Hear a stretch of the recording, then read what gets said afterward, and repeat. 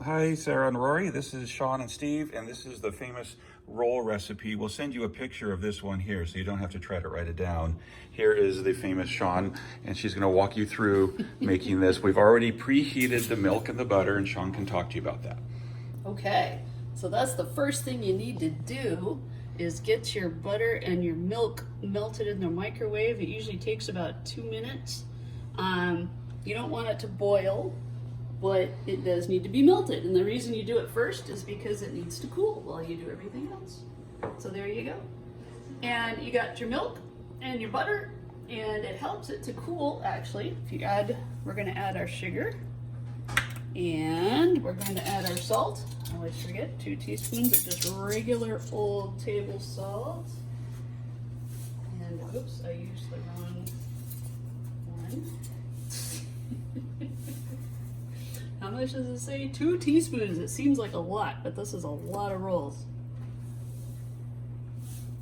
And that helps the salt and everything to dissolve.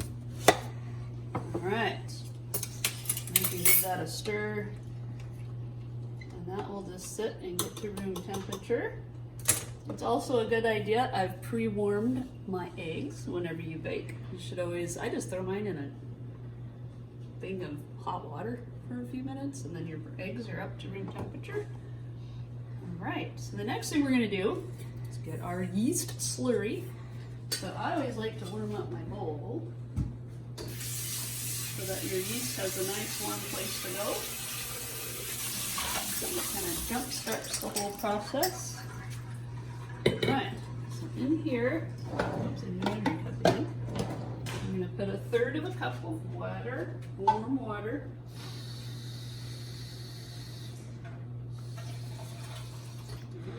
Now, this is just barely hot. Not hot, almost hot. Yeah. I should have had this pre-measured. Steve said I should pre-measure. Okay, so we got 1/3 of water, 1/3 cup of water. We're going to do 2 tablespoons. Tablespoons? Of yeast. Tablespoons? Yep. That's a lot. Yeah, that's why they're called yeasty rolls. That's what we called when we were kids. We want yeasty rolls, Mom. You're right. I'm stirring with a knife, that's not, you know. But hey, it doesn't. Just kind of mix it around. I should put a little sugar in there for it to eat it up. Yeah, I put a little sprinkle of sugar. Just a little sprinkle. That's Just what the helps yeast the likes. yeast wake up. Little guys have been in the fridge. They're not real happy. And now they're going to be happy. So there we go. All right. So what we're going to do is we need to wait for the yeast to kind of do its thing. It just needs to dissolve. Waiting for it to do. I just kind of stir it around.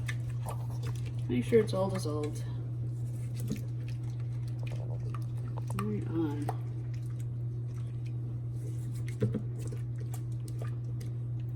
This is all the easy part. The tricky part will be video number 2. Maybe it will be, we'll see. Is adding flour. Flour is picky. So, and it depends on your temperature and how much gluten you have in your flour. So on this recipe, it took me 20 years to figure out how much flour to put in the darn rolls. So hopefully this will help. And then it won't take you 20 years. Okay. So first thing we're gonna do is make, now that you can see the yeast is kind of waking up, it's all dissolved and it's starting to bubble a little bit. That's it. That way we know that the yeast is alive because it's waking up and it's eating the sugar. There you go. So we got live little critters in there now. So first thing I like to do is we're gonna break our eggs. We need 2 eggs. I always break them in something first so you can find any shells, which a lot of times I have in there. Some sloppy cook. All right, so we're gonna put our eggs in there. And it says here that we need, we're gonna put in 2 cups of flour. You don't mix those eggs in first? Nope, we're just gonna drop everything in there. And we're gonna beat the heck out of it.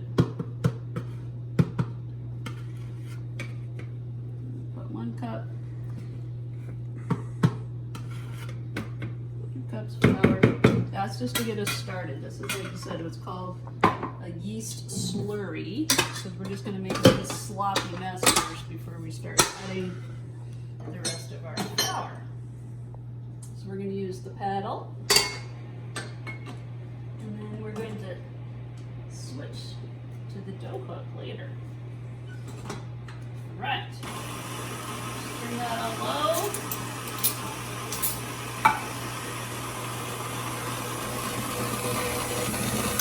We start adding our milk and butter.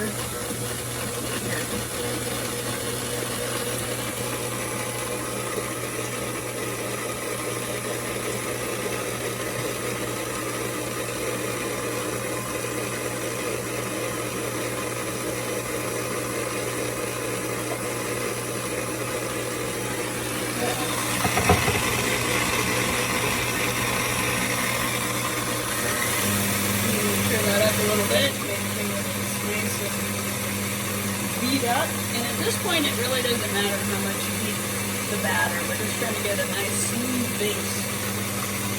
So it does have gluten in it, so the more you beat the gluten, the more yeah, it'll be. not so much, not at this stage. Alright, it doesn't have to be perfect. So once we get it to that point, now we're going to switch to our dough hook.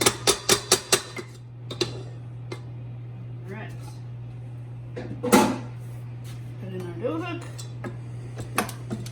and now we're going to put in, I always forget how much more she wants, 2 more cups. So this is where it gets tricky. So we put 2 right away.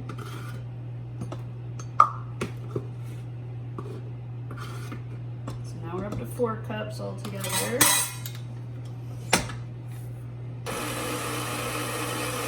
just going to see how that goes.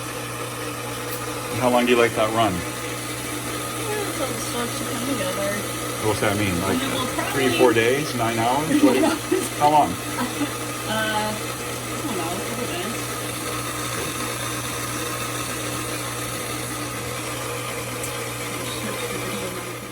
Okay, here we are, part 2. So we've added 4 whole cups of flour with 2 of those cups with the dough hook attached. And now you just kind of have to look at it. It's just starting to come away from the side. So this is where it gets tricky, because on her recipe it says you might need maybe 1 cup more. Like, what is that? Okay, I don't know. So I'm going to start with about a half a cup. And we're going to see how that looks. At the end of this process, you should have a really kind of sticky, lumpy dough. It's not going to look like bread dough. So you don't want to over flour it, and you don't want to overbeat it, or you're going to get tough rolls. Alright, for whatever reason, I usually put a cup of flour, but this flour is different, so it looks like we only, half a cup looks like plenty. Will that come off the sides? Yeah. But then it'll stick again, which is totally fine. That's what you want. Alright, I'm just getting out my pastry cloth. Got Mom's pastry cloth. Oh, that makes me fun. Alright. Sprinkle your pastry cloth just super lightly. Alright. Pretty sticky. Pretty sticky. We'll just speed it up here just a little bit. If it's sick, it doesn't really matter. Alright, you can see it's starting to climb the hook. That's a good sign. Even though it's not coming away from the bowl, it's climbing the hook. So we're good. So take a look at that. So it's pretty sticky. Okay, that's exactly what we want. Again, we're not making bread. If I was making bread right now, I'd be worried. We're not making bread. We're making yeasty rolls. So it's gonna look kind of gross. Get it off your hook. You're gonna have to use a spatula. I'm gonna put a little more flour. Get that out of the bowl. Get that nice dough.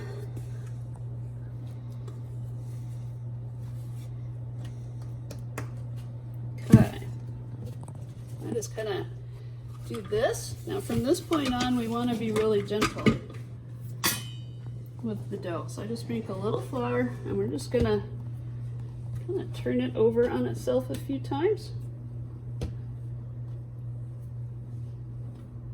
About 4 times. And you just kind of have to, you know, if it's still really sticky, maybe a little more. You just want to be able to form a nice, loose, warm ball. You don't want to overwork it. There we go. That's what we're looking for. It's still going to spread. Still pretty. See, we're not making bread. All right, so what I'm doing here is I just throw, this is kind of gross, but it works. We're just going to throw it right back in the bowl. I put some cooking spray. A little pan there. You can use anything you want, but it works the best. It's just a big blob. So just kind of carefully put this little guy back in there. We're just going to drop it. Perfect. All right. So I would just we're going to put a piece of saran wrap on that, and we are going to put it in a warm place for an hour and a half. And it should come up to here. That will be video part 3. Hey there, part 3, famous Yeasty rolls. All right, so here's what they look like. These rolls are pretty quick. If you want to rise a little faster, I just heat up a cup of water and put don't microwave the rolls, please. But you can put the hot water and the bowl of rolls in the microwave and shut the door because it's a nice little confined space, and it helps it rise about 20 minutes faster. So anyway, there we go. That's what it looks like. It's almost to the top of the bowl. Punch it down was the funnest part. Right on. There's some good active yeasties. Okay. A little more flour on your board. And again, we don't want to overwork the dough, so just carefully, gotta be gentle. Off it goes. It should still be pretty sticky. Again, we just want to be gentle. All right. I just kind of roll it around just because just so you can handle it. Yeah, and I got it all over. You should probably take your jewelry off when you're baking. Okay. Right on. So, we got kind of a log here. We need, this full recipe makes about 24 rolls, so it's easy. You just gotta do some math and divide it up. It also makes tasty cinnamon rolls. Yeah, a lot of times what I'll do is I'll split it in half, and then this half you can roll out, and it makes 12 cinnamon rolls. That's another YouTube. Okay, so let's just focus on good dinner rolls. So I'm gonna do that.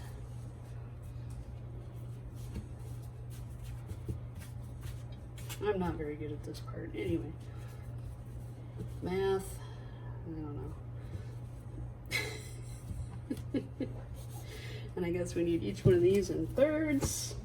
These do not have to be perfect, so what the heck. You'll get the idea. I'm going to do a couple for you, and then I'll just show you what I do. So cut these in thirds, and I just kind of shape them like this. And again, don't do that. I just do this,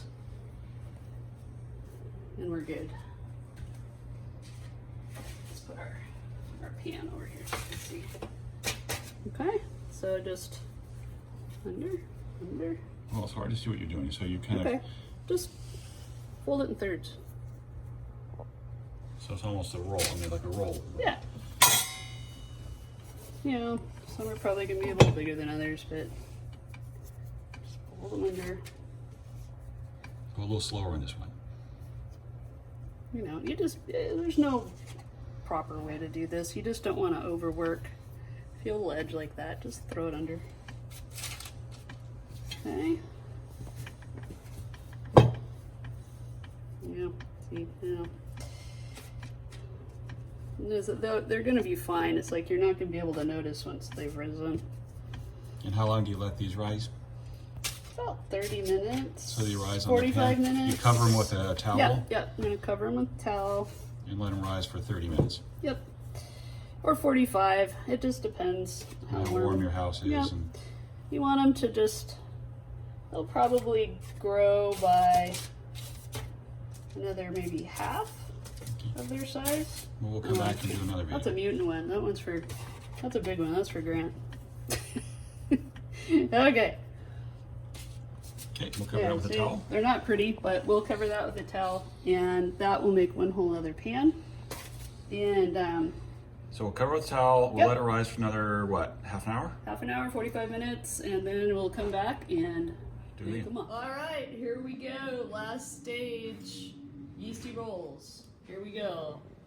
They look pretty good. Now that's about, what, 45 minutes of rising? Between an hour and 45 minutes. It really depends how warm your house is. Grandma's house is warmer than our house, so ours takes 45 minutes to an hour. Hers is okay.